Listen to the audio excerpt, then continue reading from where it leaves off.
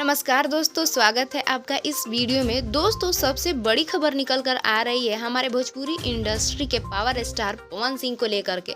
देखा जाए तो उनका फोटो एक बहुत तेजी से वायरल हो रहा है, जिसमें पवन सिंह नेता के गेटअप में है। इसको लेकर के सभी लोग यही कह रहे हैं कि पवन सिंह अब भोजपुरी इंडस्ट्री छोड़ देंगे, क्योंकि वो अब चुनाव लड़ रहे हैं। तो दोस्तों, क्या सच में पवन सिंह चुनाव लड़ेंगे, भोजपुरी इंडस्ट्री को छोड़ देंगे? आगे हम जानेंगे इस वीडियो में। और वीडियो में आगे बढ़ने से पहले अगर आप हमारे इस चैनल को सब्सक्राइब नहीं किए हैं तो सब्सक्राइब कर लीजिए। तो दोस्तों, जैसे कि आप सब जानते हैं कि भोजपुरी इंडस्ट्री में दो ऐसे कलाकार हैं जो भोजपुरी इंडस्ट्री को आगे लेकर जा रहे हैं।